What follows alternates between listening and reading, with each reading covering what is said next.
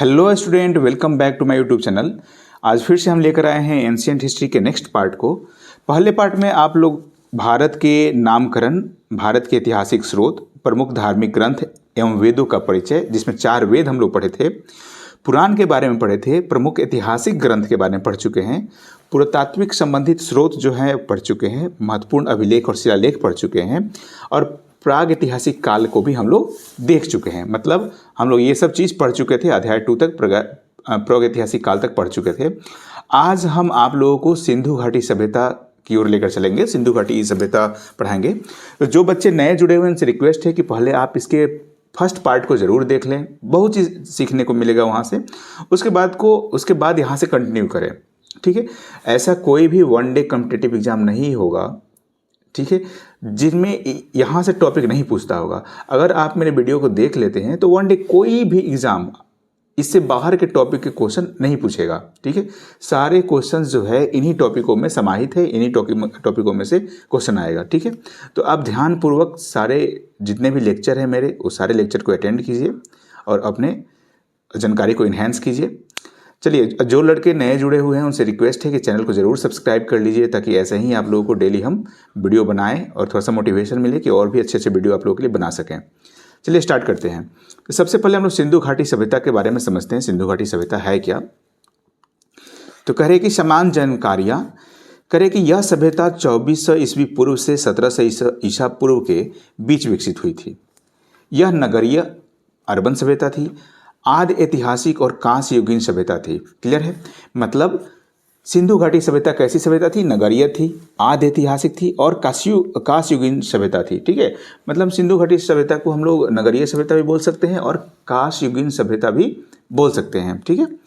इसके प्रमुख निवासी द्रविड़ और भूमध्य सागरीय जाति माने जाते हैं। अब देखिए, अब यहाँ के से खुदाई के दौरान कुछ मिले हुए जो तस्वीर है यहाँ पे हम आप लोगों के बीच साझा कर रहे हैं। आप तस्वीर को देख लीजिए। ये सब सिंधु घाटी सभ्यता में जो खुदाई हुआ था वहाँ से ये सब चीज़ें निकला हुआ था, ठीक है। अब चलिए आगे समझते हैं। करें कि नामकरण और खोजकर्ता, ठीक, कौन खोज किया सिंधु घाटी का, कौन नामकरण किया, इसके बारे में थोड़ा सा देख लेते हैं। तो करें 1921 में हड़प्पा की खोज रावी नदी के किनारे राय बहादुर दयाराम साहनी के द्वारा किया गया था और 1922 में मोहनजोदड़ो की खोज सिंधु नदी के किनारे राखलदास बनर्जी के द्वारा किया गया था, ठीक है। मेसोपोटामिया के अभिलेखों में मेलुहा शब्द सिंधु घाटी सभ्यता के लिए प्रयुक्त हुआ है। याद रहेगा, सिंधु घाटी सभ्यता के लिए कौन सा शब्द प्रयोग हुआ है? मेलुहा, ठीक है। सिडोन कपास के वस्त्र के लिए प्रयोग हुआ है। आगे देखिए, यहाँ पे हम ये चीज़ देखिए यहाँ पे कि स्थल कौन से सिंधु घाटी सभ्यता के जो स्थल हैं किस नदी के किनारे बसे हैं और वर्तमान में उसका स्थान कहाँ पे, इस चीज़ को थोड़ा सा देख लेते हैं। तो मोहनजोदड़ो कहाँ है? सिंधु नदी के किनारे बसा हुआ है। ये लरकाना, पाकिस्तान के सिंध के लरकाना प्रांत में ये पड़ता है। हड़प्पा रावी नदी के किनारे है, जो मोंटोगोमरी पाकिस्तान में पड़ता है। चुनहुदरो सिंधु नदी के किनारे बसा है, जो सिंध प्रांत पाकिस्तान का हिस्सा है। लोथल भगवा नदी के किनारे बसा है। अहमदाबाद गुजरात में वर्तमान का स्थिति है इसका। रोपड़ जो है ये पंजाब में पड़ता है और ये सतलज नदी के किनारे बसा हुआ है। कोटजी जो है खैरपुर सिंध में है और ये सिंधु नदी के किनारे बसा हुआ है। बनमाली हिसार हरियाणा में है और रंगोई नदी के किनारे बसा हुआ है। और रंगपुर जो है काठियावाड़ गुजरात में पड़ता है, जो मादर नदी के किनारे बसा हुआ है। क्लियर? चलिए आगे हम टॉपिक देखते हैं। अब देखिए, सिंधु सभ्यता के जो विस्तार था कहाँ से कहाँ तक था उसको थोड़ा सा देख लेते हैं। तो सिंधु सभ्यता का जो विस्तार है, ये इसकी उत्तरी सीमा जो है ये जम्मू कश्मीर के मांदा तक जाता है, ठीक है। पूर्वी सीमा आलमगीरपुर, कहाँ पे? आलमगीरपुर उत्तर प्रदेश में है। और दक्षिणी सीमा दाइमाबाद तक है, जो महाराष्ट्र में है। और इसका जो पश्चिमी सीमा है ये सुतकांगेडोर तक जाता है, जो बलूचिस्तान में है, ठीक है। याद रहेगा, सिंधु घाटी की पूर्वी सीमा कहाँ है? आलमगीरपुर। दक्षिणी कहाँ है? दाइमाबाद। पश्चिमी कहाँ है? सुतकांगेडोर। और उत्तरी सीमा जो है ये मांडा है, ठीक है। अब यहाँ पे देख लीजिए कि मांडा जो है किस नदी के किनारे है? चिनाब नदी के किनारे। दाइमाबाद कहाँ पे है? तो गोदावरी नदी के किनारे। और सुतकेंगाडोर जो है ये दासक नदी के किनारे है और आलमगीरपुर जो है ये हिंडन नदी के किनारे है। क्लियर है? चलिए आगे देखते हैं। प्रमुख नगर और विशेषताएं। मोहनजोदड़ो जो है इसकी विशेषताएं क्या है, इसको थोड़ा सा ध्यान से देख लीजिए यहाँ पे, ठीक है।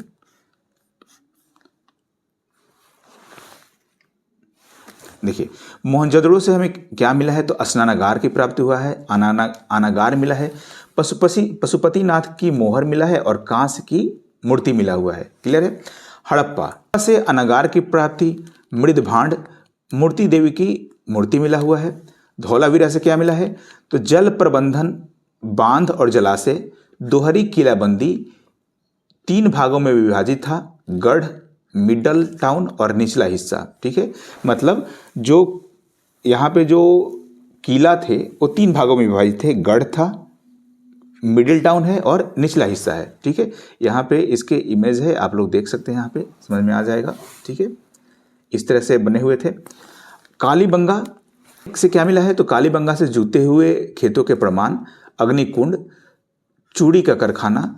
अब देखिए, अभी इसे याद रखिएगा कि चूड़ी को हम लोग कंगन बोलते हैं, कंगन से बन गया कालीबंगन स्थान का नाम, जिसे आप लोग को याद करने में आसान रहेगा कि कालीबंगन, बंगन से बेंगल, बेंगल मतलब चूड़ी, तो मतलब चूड़ी कहाँ से मिला है, कालीबंगा से मिला है। लोथल से क्या मिला है, तो लोथल जो थे सिंधु सभ्यता के, सिंधु घाटी सभ्यता के बंदरगाह थे। ठीक है, जिसे सिंधु घाटी का मैनचेस्टर भी कहा गया है। ठीक है, धान के प्रमाण मिले हैं और मनके बनाने के कारखाना हमें लोथल से प्राप्त हुए हैं। राखीगढ़ी अब तक का सबसे बड़ा स्थल जो है राखीगढ़ी है, जो हरियाणा के हिसार जिले में पड़ता है। भिंडना सबसे पुराना सिंधु घाटी सभ्यता का स्थल है। ठीक है, आइए कुछ स्थापत्य की विशेषताएं देख लेते हैं कि घरों के निर्माण और जल निकासी की प्रणाली कैसा था। तो नगर जाल प्रणाली ग्रिड सिस्टम पर बने थे। ठीक है, तो पूछ सकता है कि सिंधु घाटी सभ्यता के जो नगर होते थे कैसे बने हुए थे, तो ग्रिड सिस्टम पे आधारित थे। सड़कें एक दूसरे को समकोण पर काटती थी। हर घर में स्नानागार, स्नान गृह और जल निकासी के लिए नाली होता था। जैसे आप यहाँ पे इमेज में देख पा रहे हैं कि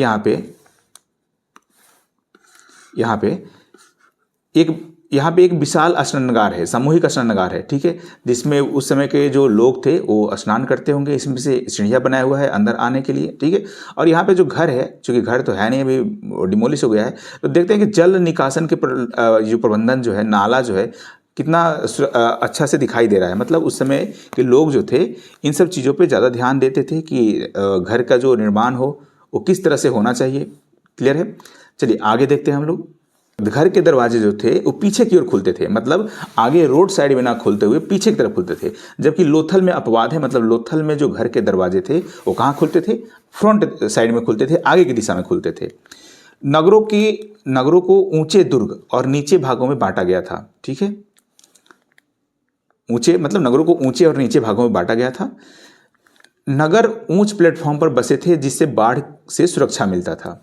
मोहनजोदड़ो का स्नानागार एक भव्य सार्वजनिक जलकुंड था जिसकी लंबाई 11.88 मीटर, चौड़ाई 7.01 मीटर और गहराई 2.43 मीटर है। अब आप लोगों को पता ही ये क्वेश्चन पूछा है बहुत बार कि मोहनजोदड़ो का विशाल स्नानागार कहाँ से मिला है, तो मोहनजोदड़ो से प्राप्त हुआ है। जैसे आप लोग को हमने इमेज दिखाया था यहाँ पे, आप लोग एक बार फिर से देख लीजिए कि ये मोहनजोदड़ो का ये विशाल स्नानागार है। ठीक है, जिसमें यहाँ से सीढ़ियाँ दिख रहा होगा आप लोगों को। ठीक है, इसमें यहाँ से नाला बनाया गया है जिससे पानी आराम से इसमें एंट्री कर सके और इससे निकासी, पानी के निकासी भी इसमें संभव था, बनाया गया था। ठीक है, तो ये विशाल स्नानागार है, सिंधु घाटी सभ्यता से मिला हुआ। ठीक है, चलिए आगे के टॉपिक हम लोग देखते हैं। तो अब हम ध्यान देते हैं कृषि और पशुपालन पे कि सिंधु घाटी की सभ्यता के लोग किस तरह से कृषि और पशुपालन करते थे, इसके बारे में थोड़ा सा हम लोग देखते हैं। तो कह रहे हैं कि खेती उन्नत अवस्था में थी, बैल और हल का प्रयोग होता था। मुख्य फसलें क्या थी, गेहूं और जौ। सिंधु घाटी की सभ्यता के लोग गेहूं और जौ की खेती करते थे।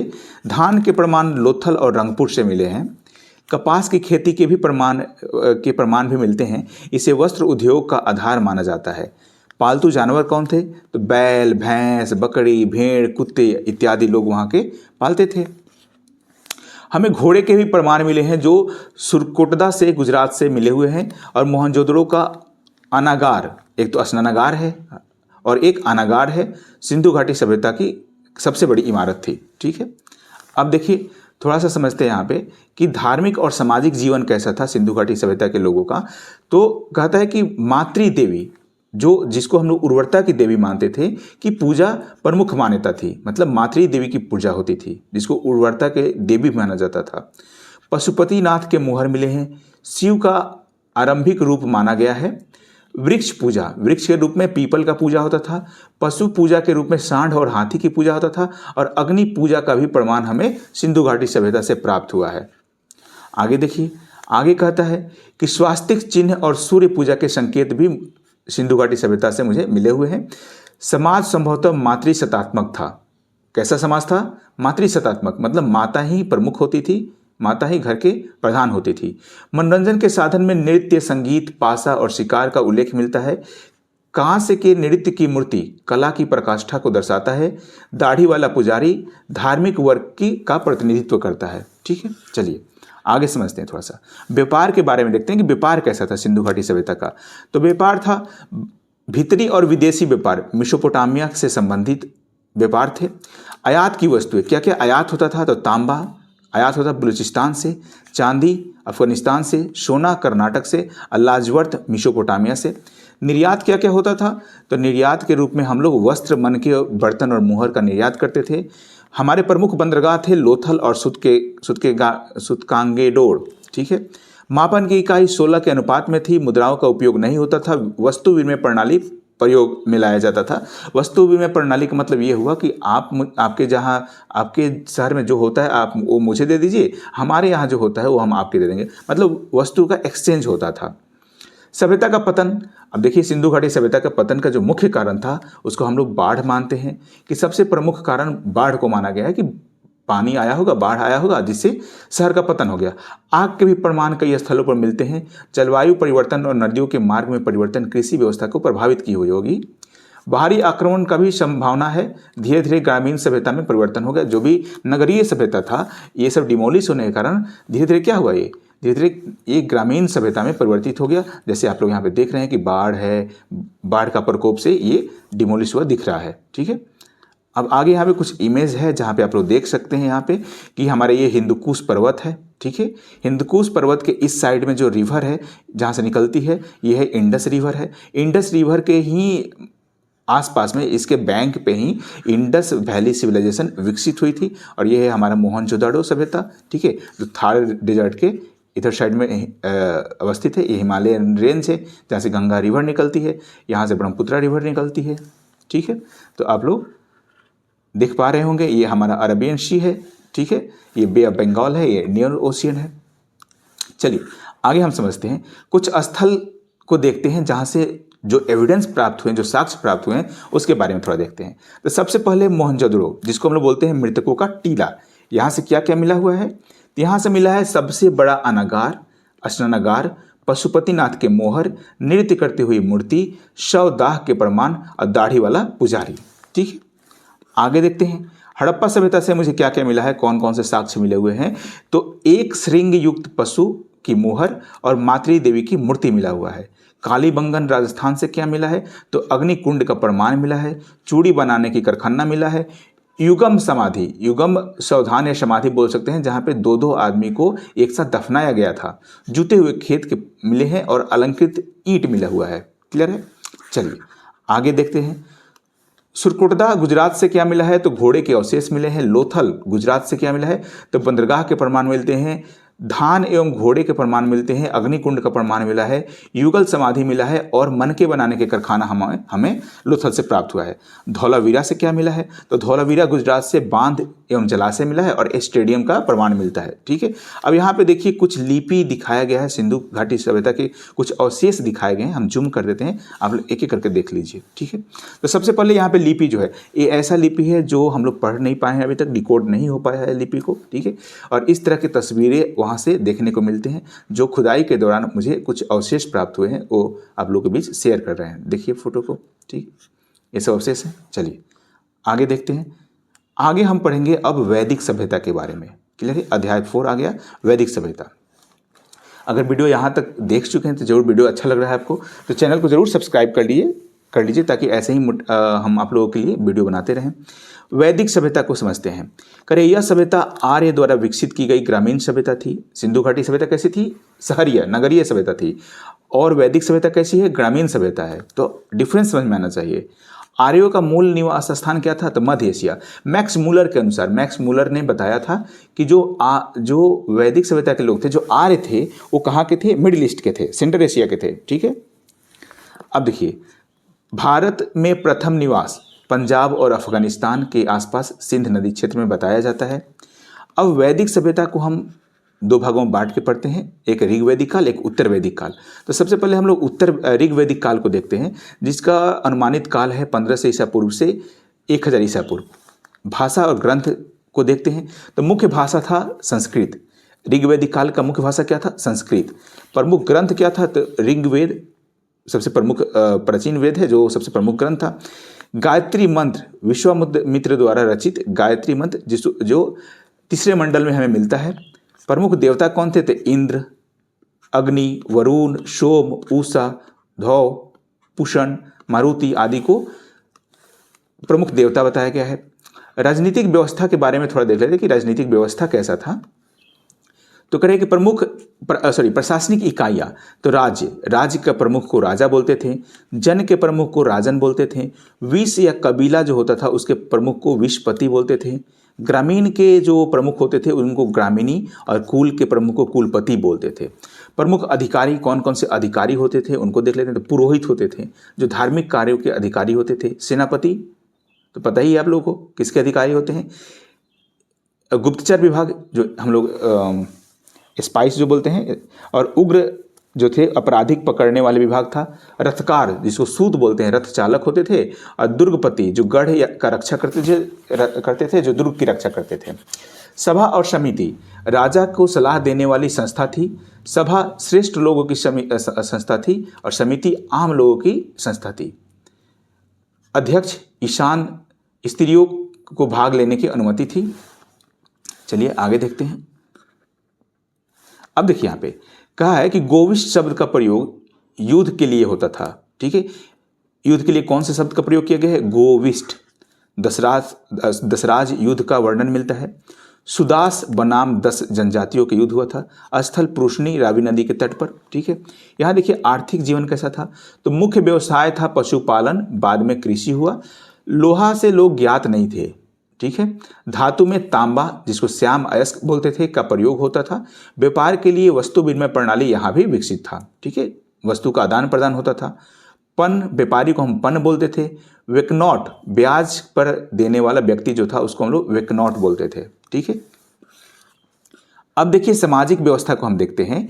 तो कह रहे कि जो वैदिक सभ्यता था, ये जो ऋग्वैदिक काल था, ये प्रतिशतात्मक व्यवस्था यहाँ पे आ गया, वर्ण व्यवस्था आ गया था। ठीक है, मतलब पुरुषोक्त, मतलब पुरुष प्रधान होते थे यहाँ पे। जो ऋग्वेद के 10वें मंडल में इसका वर्णन मिलता है। 4 वर्ण थे, ब्राह्मण, क्षत्रिय, वैश्य और शूद्र।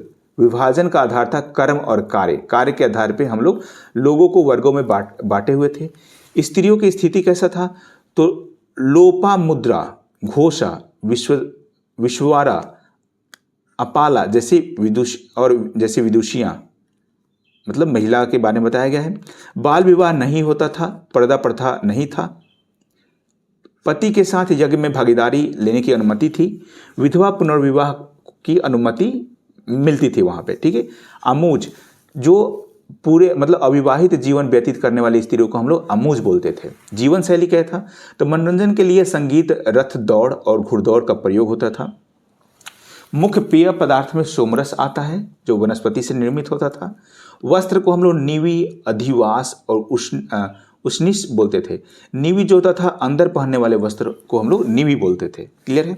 चलिए अब हम लोग धार्मिक जीवन पे थोड़ा प्रकाश डालते हैं। धार्मिक जीवन कैसा था, देखिए यहाँ पे कह रहा है कि इंद्र, जो इंद्र देवता थे, जिनको हम लोग युद्ध और वर्षा के देवता मानते थे, जो सबसे प्रिय देवता थे ऋग्वैदिक काल में। अग्नि, यज्ञ के माध्यम से देवताओं तक निवेदन पहुंचाने के लिए अग्नि देवता को प्रसन्न किया जाता था। वरुण किसके देवता थे, तो समुद्र, सत्य, नियमों के देवता थे। सोम देवता थे, वनस्पति और सोमरस के देवता थे। उषा प्रभावती प्रगति की देवी होती थी।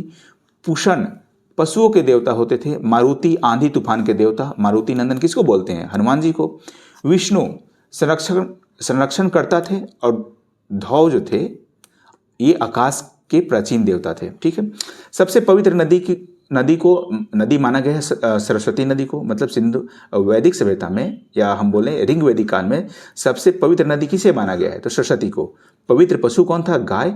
और मंत्र था गायत्री मंत्र, जो सवित्री देवी को समर्पित था। आप लोग मंत्र जानते होंगे, ओम भूर्भुवः स्वः तत्सवितुर्वरेण्यं भर्गो देवस्य धीमहि धियो यो नः प्रचोदयात्। तो ये गायत्री मंत्र है, ठीक है। चलिए आगे देखते हैं, अन्य जानकारियाँ देखते हैं। करें कि मुख्य व्यवसाय को देखें तो पशुपालन और कृषि, यही दो मुख्य व्यवसाय था। लोग पशु पालते थे और खेती करते थे। धातु, तो लोहे को लोग श्याम अयस्क बोलता था, जिसको आर्यों ने खोजा था, और तांबा को लोहित अयस्क बोलते थे लोग। आदान प्रदान का माध्यम वस्तु विनिमय प्रणाली बता चुके हैं, ये प्रचलित था। पानी, पड़ी, व्यापार हेतु दूर तक जाने वाले व्यक्ति को पड़ी बोला जाता था। वेकनौट, सूदखोरी, ब्याज पर ऋण देने वाले व्यक्तियों को हम लोग क्या बोलते थे? वेकनौट, सूदखोरी, ठीक है। आगे देखिए, अब देखिए ऋग वैदिक काल में कुछ नदियां हैं जिनके हम लोग वर्तमान नाम और वैदिक नाम देख लेते हैं। यहाँ पे जो नदियां, सरस्वती को हम लोग क्या बोलते थे? जो लुप्त हो गई है, घग्घर, हकारा, ठीक है, वर्तमान में लुप्त हो गई है। सिंधु को इंडस रिवर अभी भी बोला जाता है, जो पाकिस्तान में है, वितिस्ता, ठीक है। झेलम नदी को वैदिक काल में वितिस्ता बोलते थे। चेनाब नदी को अस्किनी बोला जाता था वैदिक काल में। रावी को पुरुषनी बोला जाता था। ये आप लोग जरूर याद रखिएगा, ये तीन तो बहुत इंपॉर्टेंट है, हमेशा क्वेश्चन पूछ लेता है कि झेलम नदी को वैदिक काल में किस नाम से जाना जाता था? तो वितिस्ता। या ऐसे पूछ लेता है कि अस्किनी नदी को वर्तमान में किस नदी से जाना जाएगा? तो चेनाब। रवि को पुरुषनी जाना जाता था। सतलज को सुतुद्री और ब्यास को बिपाशा, ठीक है, ये लुप्त हो गई है, जिसको द्वितीय नदी जानते हैं। और यमुना को यमुना, गंगा को गंगा, ठीक है। चलिए अब यहाँ पे देख लीजिए कि कौन सी नदियाँ कहाँ से निकलती थी, एक इमेज द्वारा दिखाया गया है, ठीक है।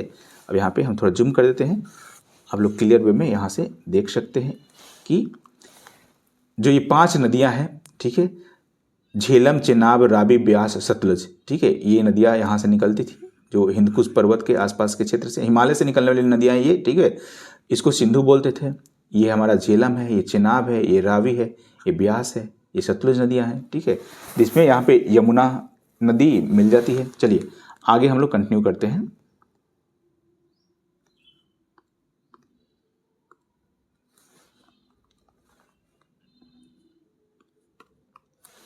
अब देखिए हम लोग पढ़ते हैं वैदिक काल के बारे में। ऋग वैदिक काल तो पढ़ चुके हैं, अब वैदिक काल देखते हैं। तो वैदिक काल का सन माना गया है 1000 ईस्वी पूर्व से लेकर 600 ईसा पूर्व तक। क्लियर है?